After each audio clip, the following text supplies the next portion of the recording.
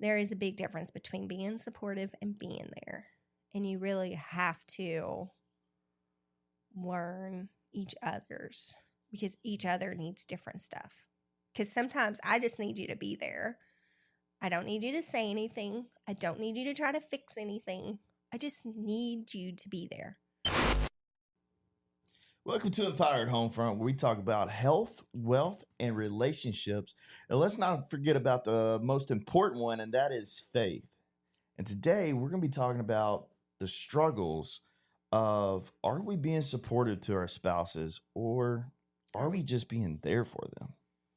And Lori, I think this one hit home with you a couple of weeks ago when we really started talking about it. What you got for us? Well, yes, I was not expecting that. We were sitting down and eating, and we were talking to Kaylee and Jackson, and I don't know, it just kind of like made me stop and think about like our years together. And so She regrets ever being with me. That's what it is. I do. Gosh. No, I love him. I love you very much, but I love you too. But you are hard to live with sometimes. Well, you know. But marriage is not always easy, is it? No. Well, it's communicating, right? I mean, that's what makes it hard, is we expect other people to just read our minds. Mm-hmm. And we never actually practice what it actually means to communicate to someone else. You know, like right now, like I'm going through a lot of charisma training, and it's amazing what I've learned, because like even Kaylee and Tyler, like, you know, we're teaching them how to communicate at a high level at a very young age. And what I realized is like there's 4 boxes, right? There's people who are charismatic, meaning people like to be around them. People really connect with them.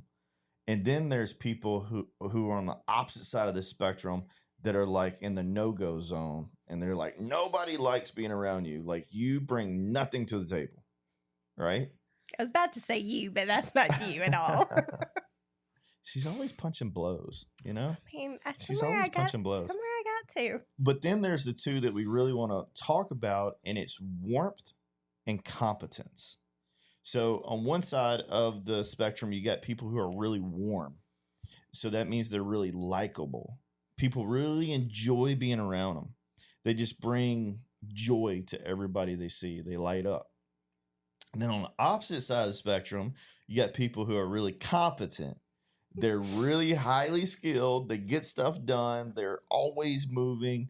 But yet when you talk to them, they're not really warming you up. They're not inspiring you. Instead, they're saying, hey, this is what you do. And they're just dumping information out on you. Totally you. So, I'm pointing to Eric. So yeah.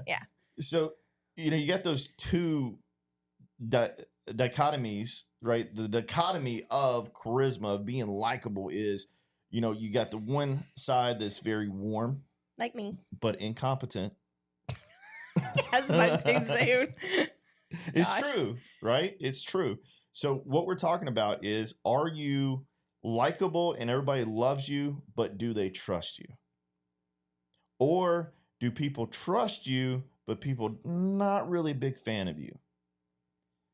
And you got charisma, which is the combination and the balance of the 2. And now you're a very likable and trustworthy person. And, you know, I'm learning a lot of this stuff for business, and then I'm taking it and I'm putting it into our household to help us communicate. And it's mind blowing, like, you know, just thinking about and understanding how after you define something like that, like, to me, it brings so much clarity. But at the same time, I'm on the competent side. So I'm very analytical. I'm like, you know, does this make sense? Like, you know, like, I don't care about your story. Like, I just want to see the results and how you got the results. You all about the story. And then whenever you ask, well, like, did you like the results? You're like, what's the results? Like, what are you talking about? Like, something actually happened? Like, I thought it was a great story. Well, like, what did you take away? You know? Mm-hmm. And I struggle with that a yeah, we lot. struggle with it, right? Yeah. Yeah. So, and that's the dichotomy of like just balancing warmth, competence, try to meet in the middle. But it's a skill that you've got to constantly work on. And I know me and you have been working a lot on this together so we can have a better marriage, but not only have a better marriage, become better husbands, fathers, wives, mothers, right? I said Everything. mothers like you're, I mean, I guess you are mothers, right? Like, No. yeah, you're the mothers of, no, you're I'm the mother of of three. 3. Okay. So, but then the struggle of our experience. So whenever, why don't you share the story? Because we talked about this. Whenever we started life together, and we started getting challenges. What? 18 years in, before you realized that you wasn't really supportive. Actually, we're 19 years in. Oh my goodness. We're actually 19. 15 years married. Yeah. Less than a month. Actually, a month from today. We've been married 15 years. And all of that started, I guess, once we got married, our first big fight was military. And I know this probably hits home for a lot, but we were already married. So it's not like he was in the military and we met. Like, we grew up and we finished high school together. We did the college life together. We're high school sweethearts. I wear that with a badge of honor. We do. You know? Yeah. Well, technically, I'm your high school sweetheart because I had already finished high school. That's true. She's a cradle robber. I am not. Yeah. I'm less than a year older than you. But I am older. I do like being older than him. But anyway, what is it? We were... Another thing about age, wisdom doesn't come with age. It comes with experience. Just throw that out there. So just because she's a year older than me. Oh my gosh. Well, anyway, let's get back to our story. So we've been married for a few months, and he came to me and he's like, I don't know if I want to work for my mom and dad no more. So what do we do?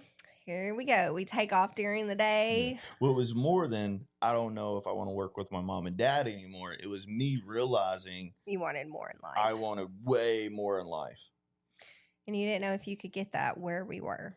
Yeah. But you had this degree in automotive, right? So you wanted to you first started looking at jobs that what you can move up in management or you can move up in. So we went to Memphis. Well, I mean, I was a master ASE certified automotive technician, and I was almost had my master's in diesel. Pretty much like I could fix and do anything as far as cars. And then I had the certifications to back it. But like, I was already starting to understand what it meant to become a specialist at a young age. And what are we, 20, 19, 20 at this time? And 21. We're 21. 21? Mm-hmm. Well, you're 21.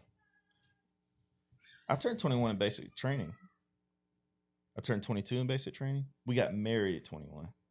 Oh, okay. It was a year later. See, long time ago, apparently. But I'm a stickler for dates, so I want him to get these right. Yeah. Sorry, that's my like. I'm like date very specific. Has to be very.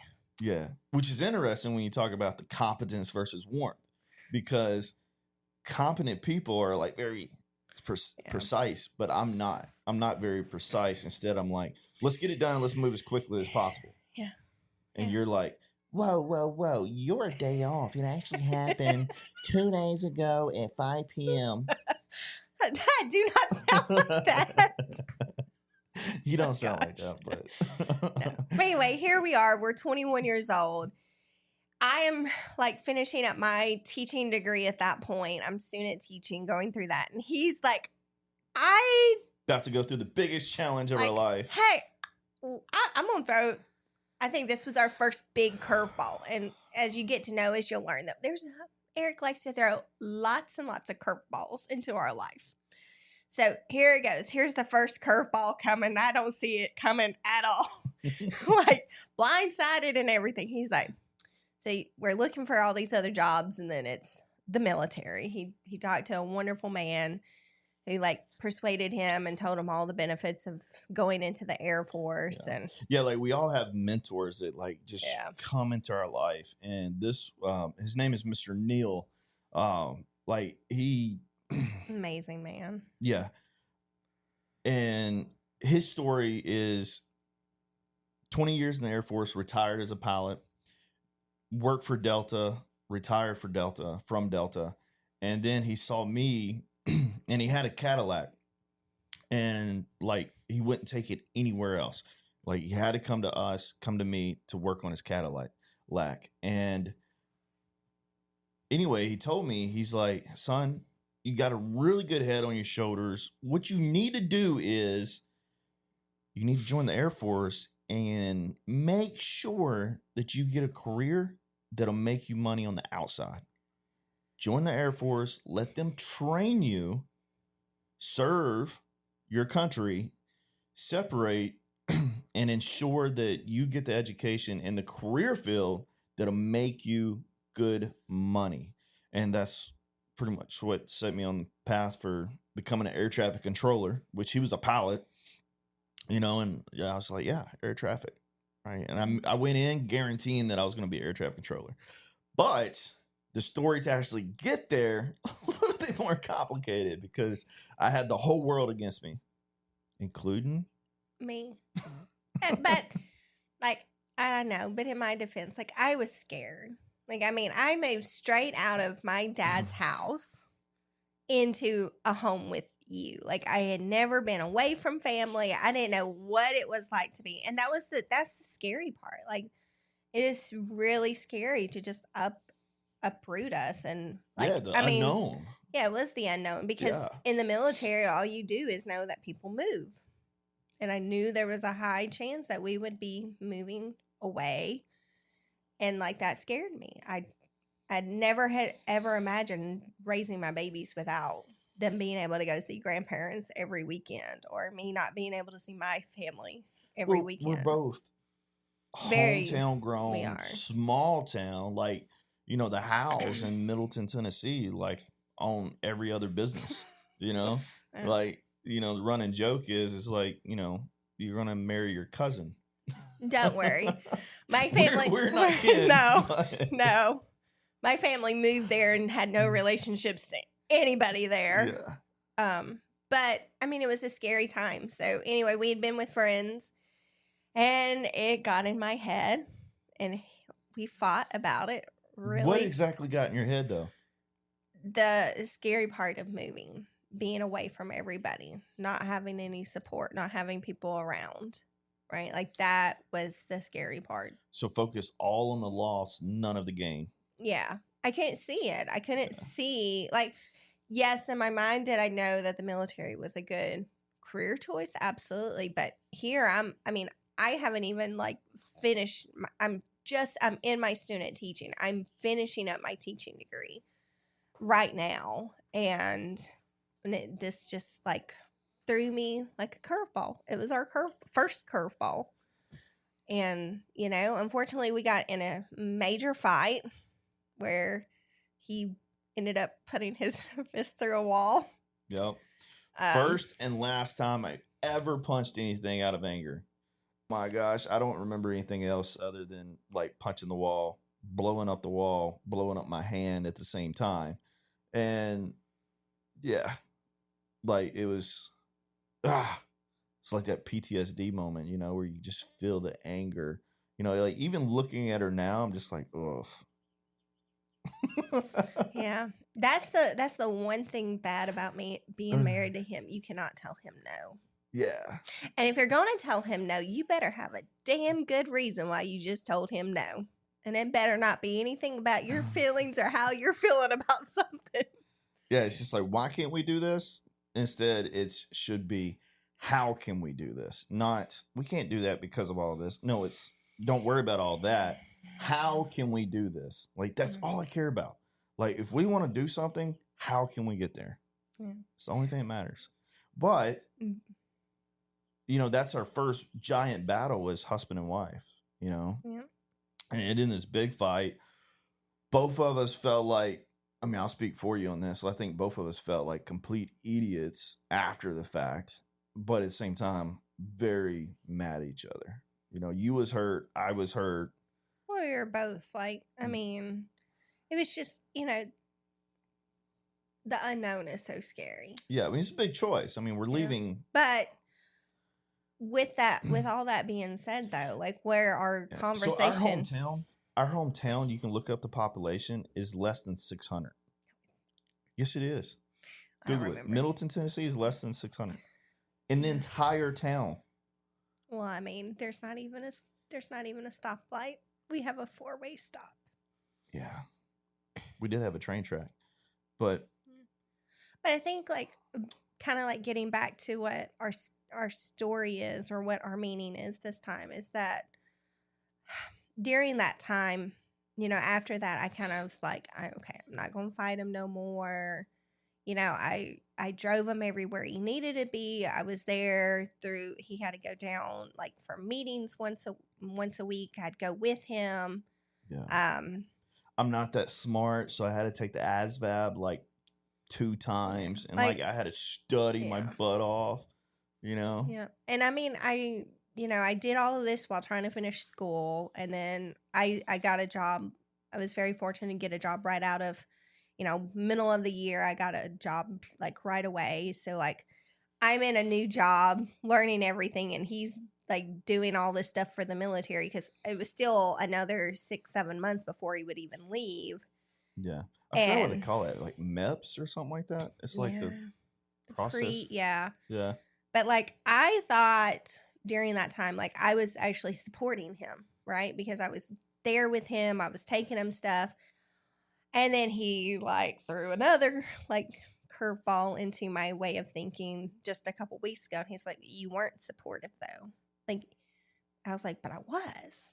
Whoa. Well, wait a little bit minute. of context. I did not tell you were not supportive. Yeah, but no, this is very important, because one thing that I've realized, the worst thing you can do as a couple to communicate is tell the other person something. Okay. Well, then I left the conversation like really reflecting like, oh, I really wasn't supportive in his. But anyway, this is what I'm trying to get at, babe. Let me kind of steer for a second, because this is like the aha moment that I'm realizing whenever we communicate on hard to hear subjects like this, and to get through that barrier. Because if I tell you, Lori, you were not supportive, immediately a wall will go up and you will not hear anything else I say. There's no back and forth conversation. Same thing with you. If you tell me, no, I can't do something, immediately that wall goes up and nothing else you say matters. It's like, I heard you told me no. Yeah. This is the end of it, right? So like when you communicate with each other as in an intimate relationship, as somebody who's close, we're around each other all the time, but yet I find that couples overlook the needs, and not couples, like I'm speaking for myself actually. So, maybe we're an anomaly. There's no other couple like us in the world, which is a complete lie. Everybody has the same problems. We just all think we're special, but we have the same problems. The story might just look a little different. Yes, different recipe, same story. Different recipe, same story. And with that communication, though, if one of us shuts down, we get nowhere. And that's the dichotomy. I have to learn how to be more warm, which is, let me inspire you more. Let me consider your feelings. Let me share emotions with you, right? Instead of just going, no, you wasn't this, right? Being that drill sergeant type, where I'm just telling you what I think without any context, without any feelings and emotions in it, right? Like I'm putting you to sleep right now while I'm talking to you and you're yawning. I'm trying not to. So, like, we got to put those emotions in there because that's important to her, right? That's important to you. So when I talk to you, I can't just say, Lori, you was not supportive during that time, because if I do that, that wall comes up. So what I have to do is I either have to plant a seed, which means I need to figure out a third party story. I need to find somebody else that I can relate to and get her to see whatever perspective that I'm trying to communicate to her through that other person. And this other person just so happened to be our daughter, Kaylee, in this conversation, right? So like me and Kaylee's talking and we're talking about the support, and then we start defining it a little bit. And I let you and Kaylee talk, which, you know, this was the amazing part, because this idea that now I feel like you're starting to see, like I've been wanting to explain that to you for over a decade, going on 2 decades, right? Like, do you get that? You don't get how this has been important for over almost 2 decades? Well, yeah. I mean, it happened at literally the beginning of our relationship. Well, the beginning of our marriage, yeah. Yeah. So beginning of our marriage, all the way till now, we have not been able to really clearly understand what it means to support each other versus being there for each other. That's almost 20 years, and we're just now starting to understand it and see eye to eye. Well, there's a big difference, right? And there's a big difference. Yeah. And even though what I thought was being supportive really wasn't supportive, it was just I was there, right? Yeah. I was there. I was showing up. I was doing my wifely, what I felt like a wife should do. You were committed. I was committed to being with me. Yeah. Right. So, which I'm so thankful for. Yeah, but at the same time, like, again, it's the, you know, supportive goes further than just being there. Right. Like, it goes so much deeper. And, like, you know, looking back at it, like, I could have just, you know, we didn't know, right? Like, our communication was really bad. I mean, we've had communication problems since, you know, we've been together. I mean, way back before we even got married. But, like, you're supportive. Like, you know, I could have been like, okay, I could have come to you with what my fears were, and we could have worked on those fears together. You know, you ease my fears. I am, like, trying to be understanding. I'm like, okay, you know, what's the next steps? Like, what do we need to do?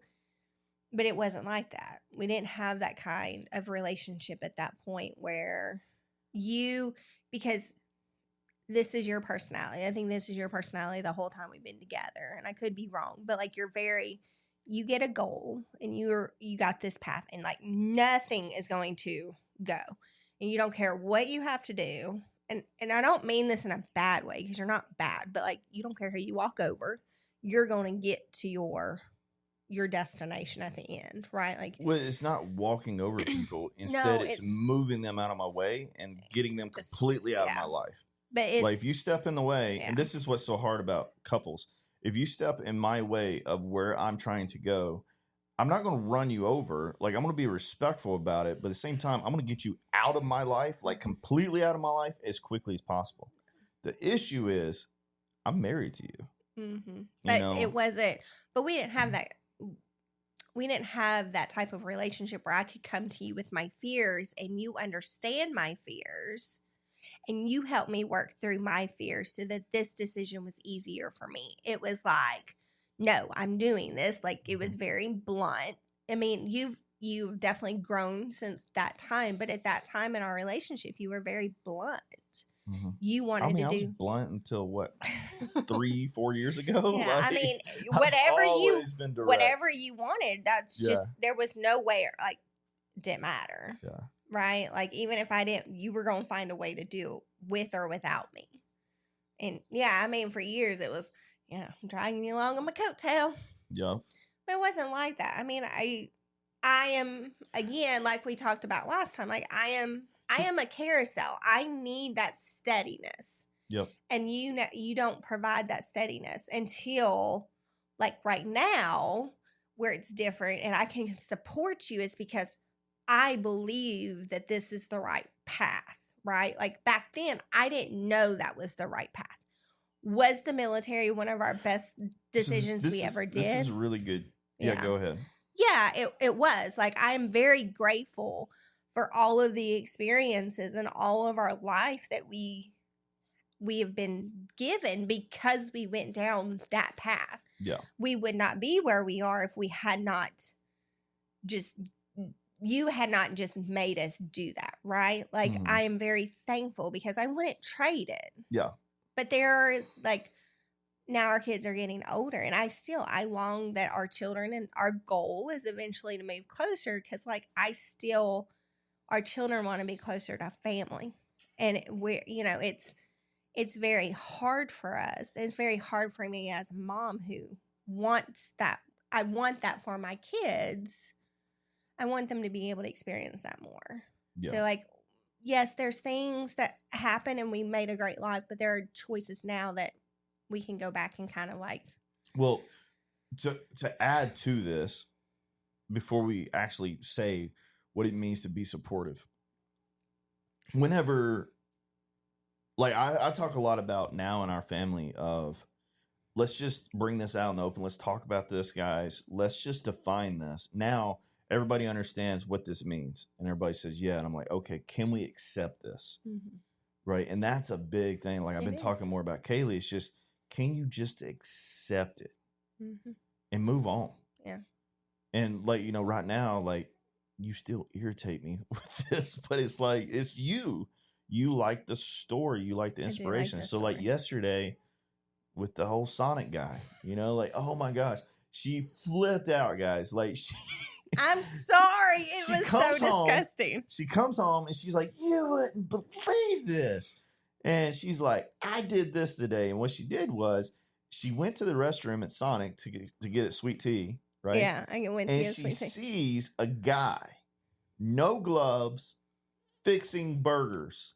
And the burger is going out the window. And then she sees the manager standing there watching it happen. And I was so proud of her. And I am so proud of you because you took action. You stood for what you believe in. No. You held your ground. You said, hey, you're watching that. You're not going to correct that? Yeah. And he's like, well, I wanted to get your money back for you first. I'm like, look, I don't care about that. Like, yeah, that guy's been like flipping burgers for weeks now, no gloves. Yeah, and it really bothered me because, like, I don't know. Your kids eat that food. Yeah, and right? I don't like know where their hands and stuff are, and by the sounds of it, this guy did not look like he had the best of hygiene. No, I think that's what makes it so worse. Yeah. So and I couldn't stop processing it last night, but that's just me. Like, I cannot. So I did this morning. I called the health department and I reported it, and I'm done. Like, hey, I did as much as I could because I think it has to be corrected, right? Like, just in the society. You make your stand. You say what you're going to do. And you move on. So I'm done. Like, hey, I'm done. It's a very disgusting story, but. And, we're talking about supportive, being there, warm versus competent. And, like, there's a lot of different dichotomies that we're talking about, right? And dichotomy, like, just to explain this, where I learned this from Jocko, I literally have been practicing how to say dichotomy. And I'm probably still pronouncing it wrong, but you get it. And if you don't, go teach English somewhere, because I didn't do too well in English. It's the balance, right? So one of the greatest principles I've ever learned and started implementing is understanding that there's always a far right and there's always a far left. We see this concept is so well defined in politics because we got our literally far right Republicans, extreme. We got our far left Democrats, liberals, very extreme, and they're both wrong. And where we need to be is always somewhere in the middle, because there's no agenda. It's just getting it done. Right there in the closets. I don't know what they're doing. Yeah. But, understanding the dichotomy of what is the far right, what is the far left. What we need to be is somewhere in the middle. Like that helps so much as far as navigating the terrain, right? So like with you seeing the guy in Sonic, no gloves, you confront the manager, he doesn't care, and then you take the next step of calling the health department. I don't see anything wrong with that. Matter of fact, I would support that. I do support that. Mm-hmm. But what you don't support is me laying in bed, like thinking about it all night long. so we're laying in bed last night and trying to go to sleep, and it takes me forever to go to sleep. Like my brain is always just rolling, you know. And she's sitting there, and she brings up the freaking Sonic Burger again. Can't sleep. Like it bothered me. Like it So just. I listened to you the first time you said it, and I was like, all right. Then she kept going, and I'm like, Lori, this is drama now. Like, stop with your drama. And I was very direct, and I know I was harsh. I know. I rolled over, and I was like, yeah, done. She was mad at me. I made her done. mad, but like, you know, that's the line though, right? Like whenever you have something that means something to you, you stand up, you take a stand. It is amazing that she took action, because most people would not have taken action, and they would have just came home and they would just talked about it. If you do that, that is the definition of drama. It's having a problem with something without taking action to resolve it. And then you're just spreading gossip. Nobody has time for that. I don't want that in my life at all. Nowhere. Okay. But we already talked about Lori's very warm. She likes stories. So these are very important to her. And I'm starting to understand this. And this is so new to me, like literally this week. I'm starting to understand this concept, you know, but I think it's a game changer. Like I'm so much more clear now on like why you do stuff. Drama. I can't stand drama. You hate stories. It's not that I hate stories. I don't like stories without a purpose. I love stories with a purpose, but they have to have a purpose, right? So, you know, with you laying in bed talking about the thing again, I was being supportive listening to you the first time, right?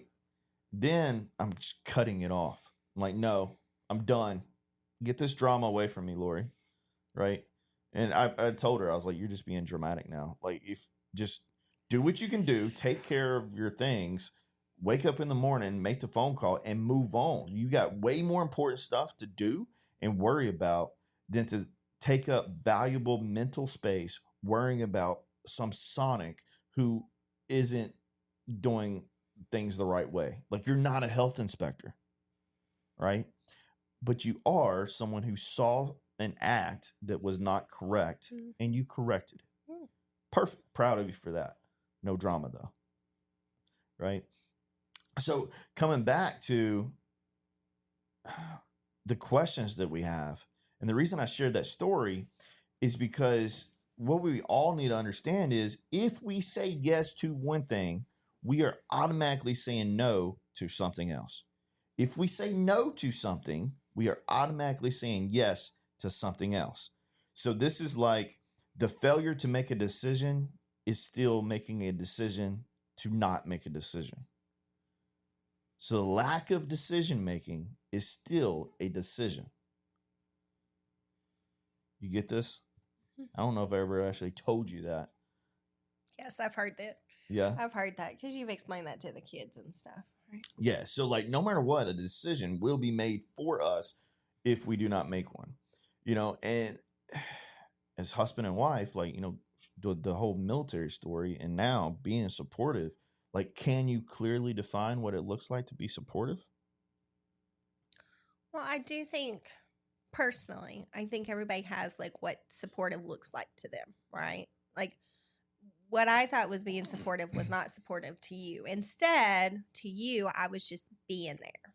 So like, and a good example of this on my side was like, I realized this the other day was like when my dad passed away, right? I was thinking about this exact same story. So what my supportive that I needed looked like was I needed you to take care of our kids. I needed you to make sure that our kids were taken care of because I didn't know how I had a, I'm gonna cry, but it's okay.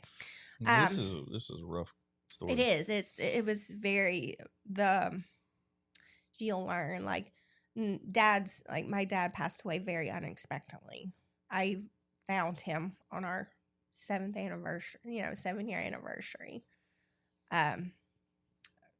So anyway, that was the first death that either one of us had really, really dealt with. Like I mean, I've been very, very fortunate. I've lost some people over the years, but they weren't. I was close to them, but they weren't like mom and dad close, right? Like, so this was the first one of our families that we experienced out of grandparents or parents. Was dad, and what I needed at that time was for you to take care of our kids. He wanted to come and help me. He wanted to be there, like, with me. And that's not what I need. I'm very, when there's a situation, I need to process it and I need to handle it. And I'm very, leave me alone. I'll get it done. Right. Like, that's just who I am. Like, I take charge and I get whatever needs to be done. Mm-hmm. And there were a lot of other circumstances going on at the same time, because you were getting ready. We were supposed to be leaving the next day to go to Oklahoma as a family.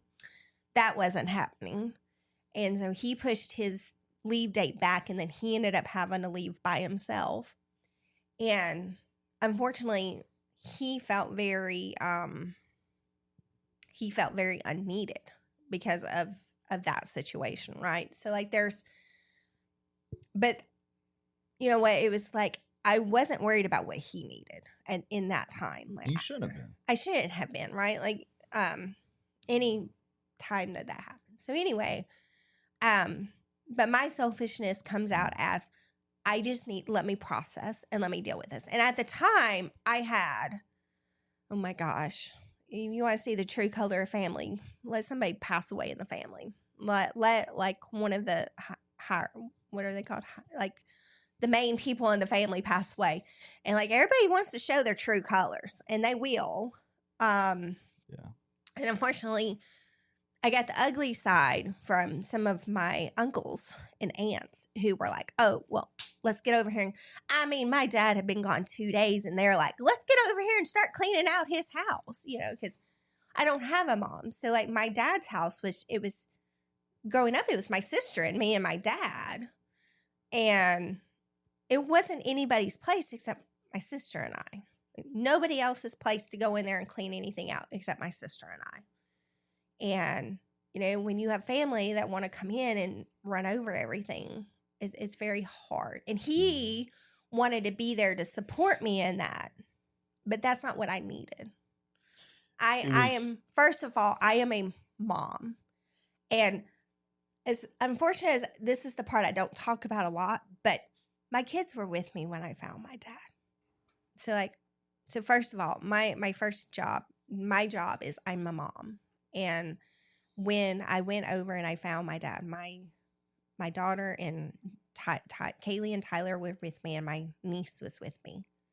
And they saw that. I needed them protected. And, the support wasn't there to protect them. He was concerned about me, which I'm grateful for. But I needed support for my kids. I needed to make sure our kids weren't having to deal with, because mommy was not, like, I think in any case, like, nobody's in their right state of mind, like, after something like that. And I do, like, the anniversary's coming up, and I get PTSD really bad, because it was such a traumatic event. But and he is, like, now, like, he understands and he's very supportive, but like at that time I needed a different type of support. And that's really hard. When I sat back and I looked, like, the different situations we have been in over the years, how support, I think that's when I realized, like, support looks different for everybody. And it's really important with your spouse to learn what that supportive looks like. Growing up, support looked like just being there. And I look at that like with my dad. Like my dad he just needed us there. Eric needs more than that. He needs the affirmations. He needs the let's go, babe. I'm on your side. Like, what do you like? He needs that type of support. And I've failed as a wife over the years because that's not the support I always gave him. Now I do, but it took me some time to realize my support and his support look different. And it's really important to get on that same, it's not even the same page, but it's very important. That's where you have to be very selfless in understanding what each other's support is. There is a big difference between being supportive and being there. And you really have to learn each other's because each other needs different stuff. Because sometimes I just need you to be there. I don't need you to say anything. I don't need you to try to fix anything. I just need you to be there. I just need that hug when I need it. And Eric, his supportive, I think in the past looked like, let me fix this. How do I fix this? Let me fix this as fast as I can. And it was very selfish. It's fair. And me, my being there, but not saying those words of affirmation or giving him that verbal consent that this is the right choice was very selfish on my part. And that right there is a huge, like that right there, and understanding that, like the way that we're able to handle situations going forward will be better, and it's just, it's like this weekend, like my sister's having surgery. It's not a big surgery, but it is a surgery that I'm our only family left. And so he's being very supportive by we're taking a week off to go down there and I appreciate that. I don't know about a week off. We're just Well, I mean, you're not taking a week off, but like I am taking time out of our lives to go down there and be supportive with my sister and let her understand, because she's very similar to me. She just needs to know somebody's there, and she's not having to do it all alone. And then, like when Dad died, I needed you to just be there and take this one part of my job off of me for just a little bit. Yeah. So thanks for being so vulnerable, baby. Like that was it's rough. I hate that story. Like I hate reliving it. I hate talking about it. And I know you do too, but like I think at the same time you need it, and we don't talk about it enough. So like, I mean, I want to sincerely say thank you. Right. Well, I think it's open. very. And then also, like, if you don't want to share that, we don't have to share that. Yeah, but I'm okay because that's part of a journey. That's a journey that you and I both went through. And very painful one, though. It was, and it was very dark for a few years after that because it destroyed our marriage. Yeah, like that single event, that single day, destroyed our marriage. But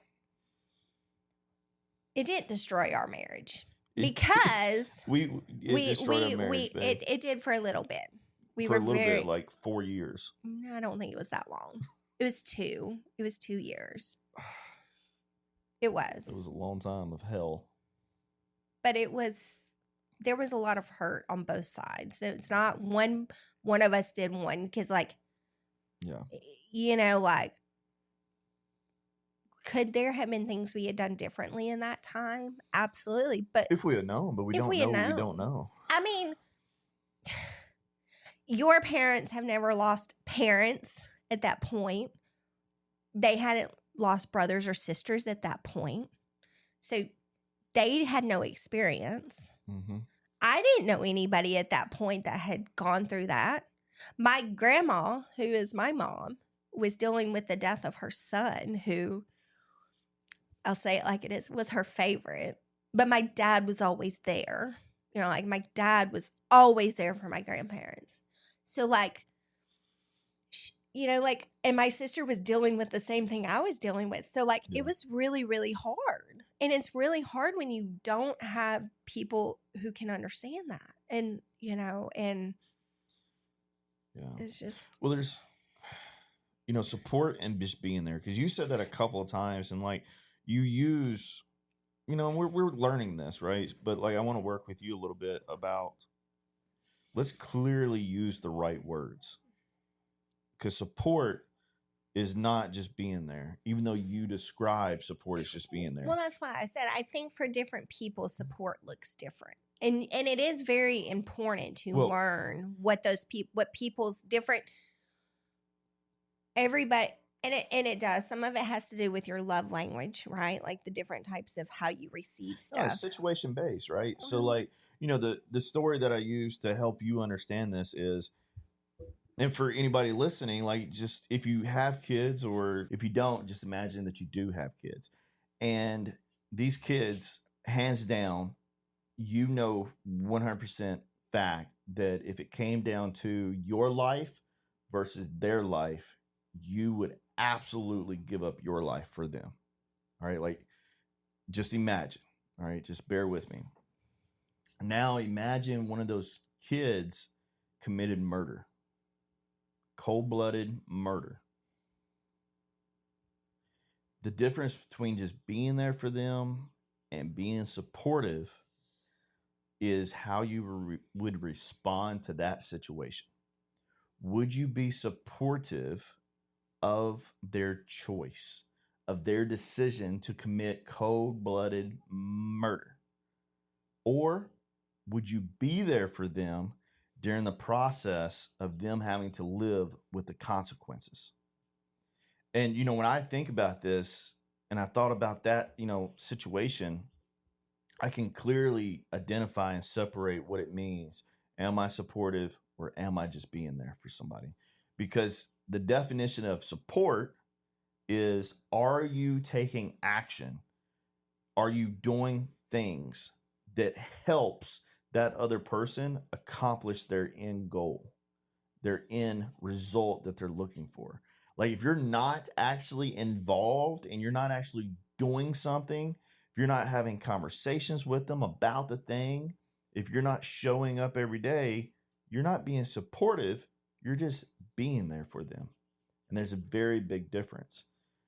And I think that situation, that concept goes along with everything.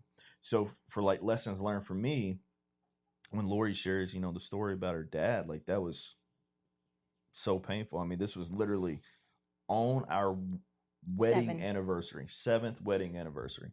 We have never celebrated our anniversary since. Like we can't.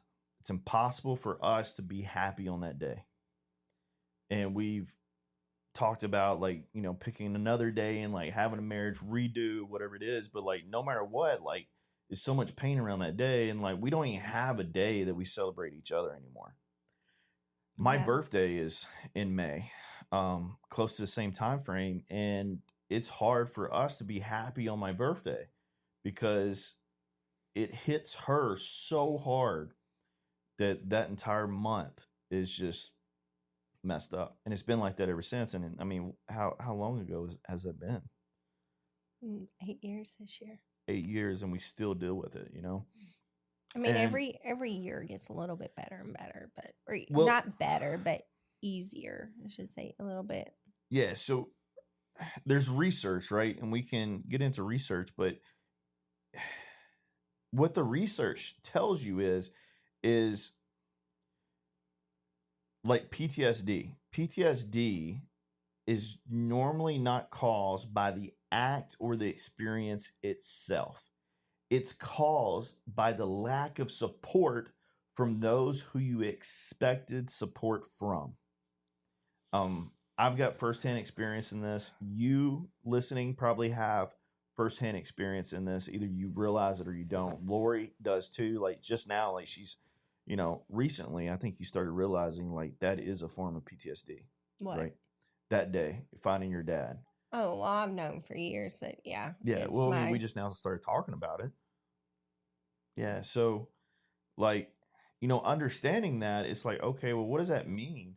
And, everybody, I'm not trying to like throw out this other social concepts. Okay. This is speaking sh- pure truth, not anything political or anything like that. All right. Like social concepts, like not victim mentality or any of this other stuff. I want to be clear on that, because what this is about understanding and being there for your spouse. Right. That's what we're trying to communicate. And knowing that both of us have a form of PTSD, which is we relive those experiences.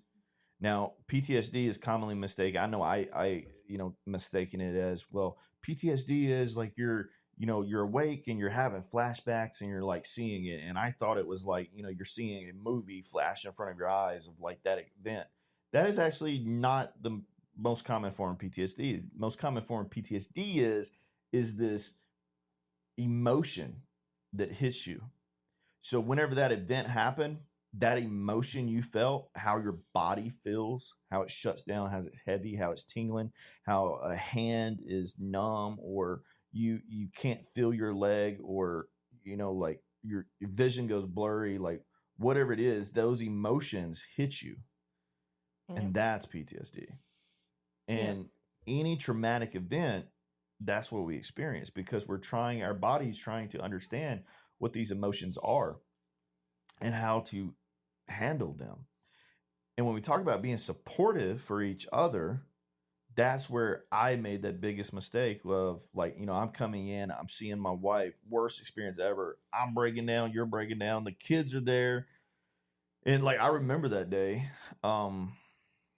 vividly.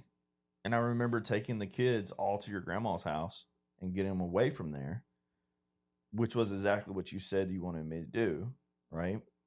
So I was doing the things that she described doing, but it still wasn't supportive because I had an agenda that was not hers. This is my biggest lesson that I'm learning. I'm trying to convey this for the first time, but like, thinking about that situation, like I handled that situation to the best of my knowledge. Like I just didn't know what I didn't know. And it happened. Cops show up, ambulances show up. Lori's broke down. Her whole family's broke down.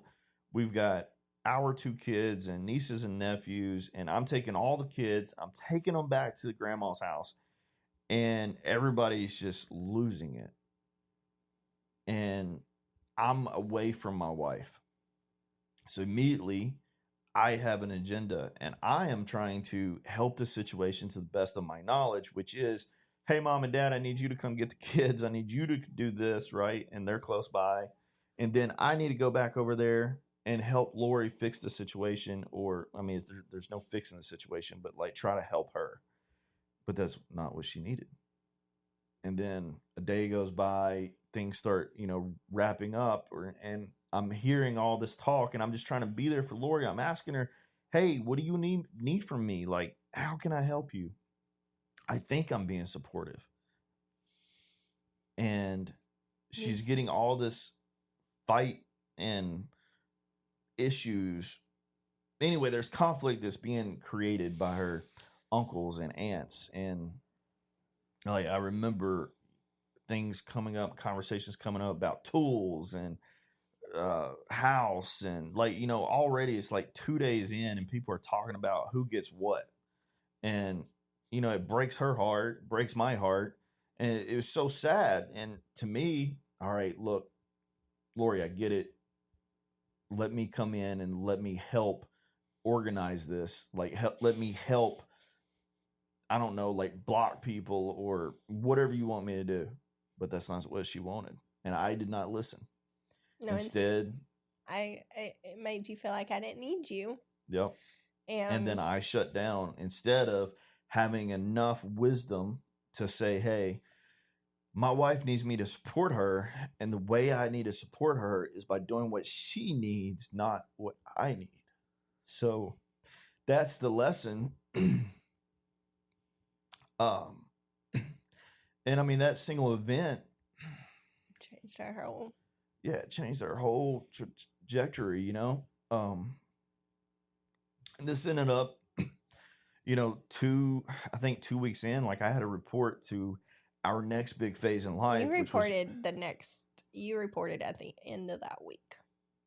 next end of the week. Like this was Monday, and you were gone by Saturday. You left Saturday because then I found out I was pregnant with the baby, with Jackson, on Sunday. So within a week, not even a week, I lost my dad, I lost my husband, and I found out I was pregnant. So then, there he goes. It's not about me no more. It's about I got to do everything to make sure I am mentally okay so I don't lose this baby. Because at the time, there's no way I could have gone through a miscarriage again. Yeah. And with me being the head of the household, right? The person who provides the financial support, I was only thinking about the next career move, which was me just separating from the Air Force and trying to secure my spot in the FAA.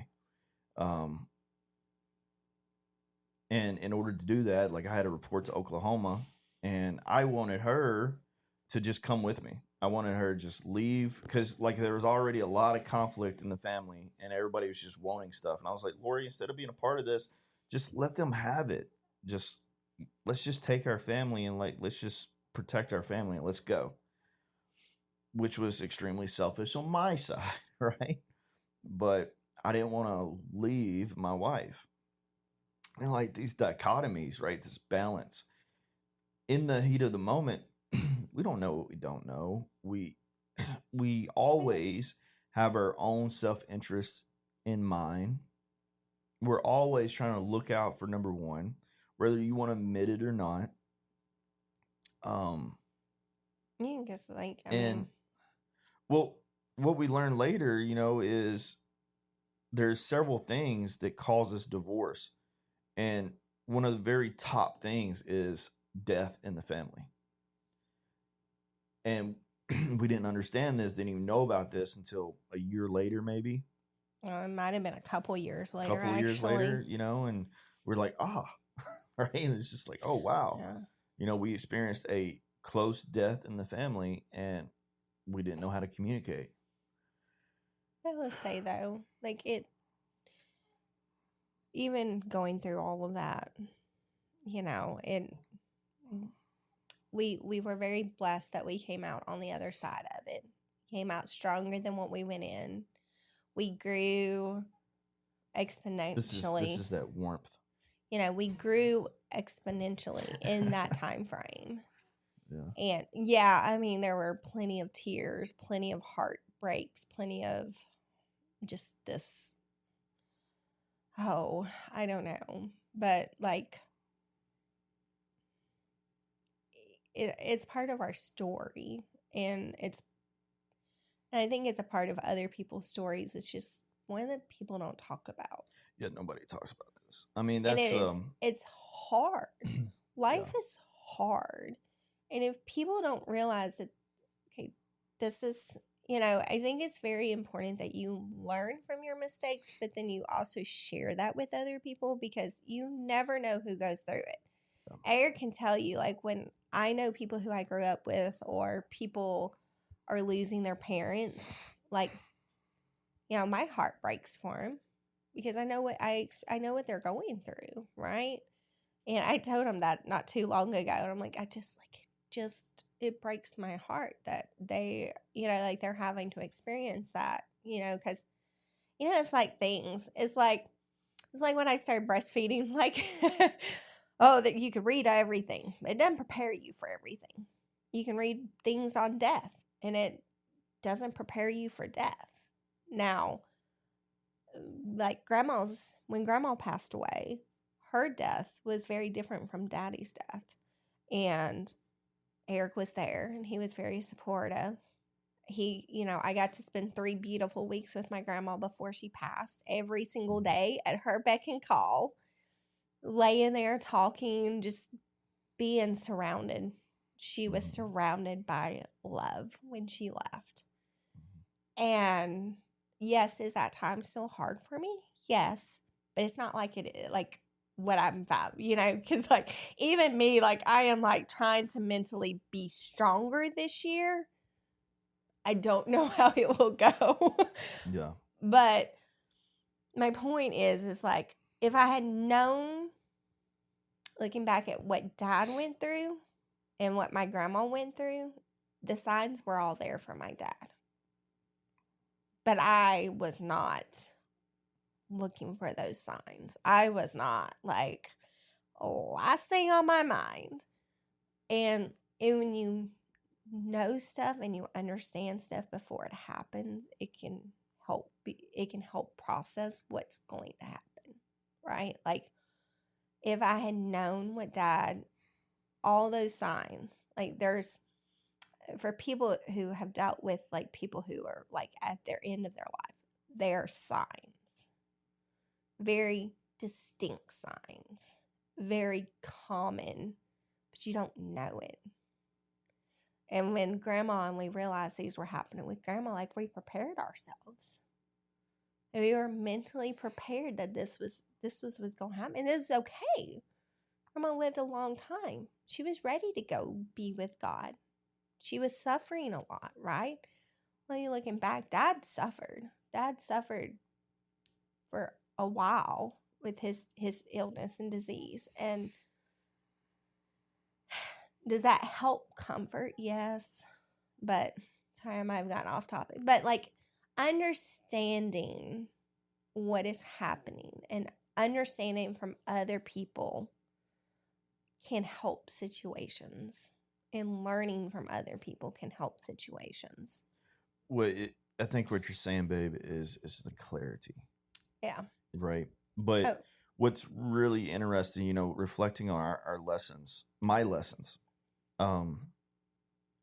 like I absolutely failed you with your dad, but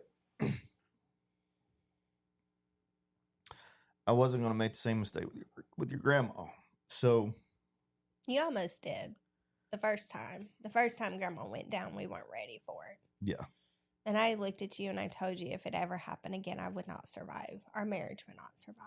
And it didn't. Like the next call, like yeah, you're like, get everything, go. yeah. But that's lessons, right? And it's not only did death happen in our marriage, but at the same time, our marriage was terrible. But we just wanted to continue to be with each other for some reason. Um, like, our marriage was not strong during any of those losses. Even with, your grandma's, like, I just didn't want to make the same mistake I made with your dad, but at the same time, life was even more hectic when Grandma passed away. Goodness gracious, like that was not. yeah. But I mean, our marriage wasn't strong. Like we still didn't know how to communicate. We still didn't have good conversations. We didn't connect. Like we had no spark in our marriage. It was very painful, but at the same time, during that moment, the only thing I knew is okay, go down there, spend time, do what you want to do, right? And then I think didn't I send y'all flowers? You did. You sent Grandma and me and all the kids. Was it Valentine's? It was Valentine's. Yeah, like teddy bear. But that was like a connecting moment. But like I put in a lot of work and thought. Y'all might listen and be like, oh, well, it's just flowers. Like to me, like it was. I put in a lot of effort to figure out how I could give Lori an event, an experience one last time with her grandma so that she could connect, which was, matching rose petal teddy bears. And you still got the teddy bear, right? Is that right? Wrong thing. Oh, is that the wrong thing? What was it? It was flowers. Yeah, you sent us. It was something to do with flowers. Yeah, you sent Grandma and me flowers, and then you sent all of the kids, including nieces and all, something for Valentine's Day. You'd really kind of like help with that thing. And it was really pretty. Like I really appreciate it. And I love flowers. I always like flowers. But Yeah. Grandma loved them. Like, she was like, oh, look how pretty. And she was so happy. Yeah. Yeah, but to me, you know, like, I hate flowers. Like, I think they're pointless. But it wasn't about me, you know? Instead, it was about the experience that I can give Lori with her family. Yeah, but anyway, this sucks. I don't like talking about this. Yeah. But Yeah. in the end, though, you did become very supportive in that situation. You know, today's show, very hard conversation. This wasn't easy for me and Lori, either one. But at the same time, we've always felt like we've always wished that people that we look up to, people who have the life that we're trying to achieve, or just have more experiences and knowledge that they have already experienced life, would share their stories in a very understanding way. And that's our goal with Empowered Homefront, is to let you know that you're not alone, that, you know, this life that we live is on a very common trajectory. Like, the paths are the same, it's just a different recipe. And that's, you know, what Empowered Homefront's about. It's about preparing other American families, or any families, to gain the ammunition that they need in order to be stronger than we were. And, you know, for me, like, just to be completely honest, recording this and putting this out there, if we just help one family, great, amazing. But at the very least, it's me putting a message out there for our kids to follow, and it makes us better, and then their kids and the future generations to come. It's something so people can look back on it and be like, oh, we're not alone. There's people who experience the exact same thing. They made the exact same mistakes, or they made similar mistakes, and they were lost and they couldn't find their way. And with Empowered Homefront, families, the nuclear family, the family who believes in God, believes in defending their country, their nation, their freedom, raising confident and performing kids that's going to go out here and add value to the world. That's what it's about. And these painful conversations, you know, like, if you found value in them, or you know somebody that, you know, would benefit from this particular show, I would love for you to share it and even give us your feedback. You know, what was your takeaway?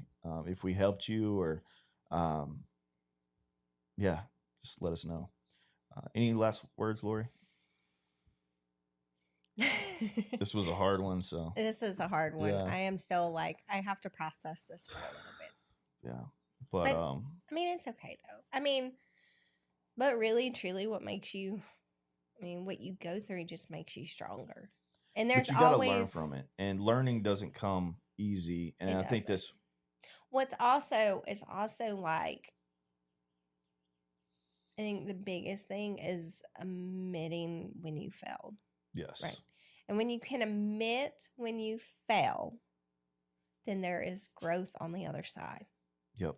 And just as we have experienced like some very hard things that would have broken any other marriage, one thing broke ours. It's not like we was yeah. special. Like, our marriage, like, but one thing I don't know how we survived. I think one thing that makes us so different is that we just never gave up.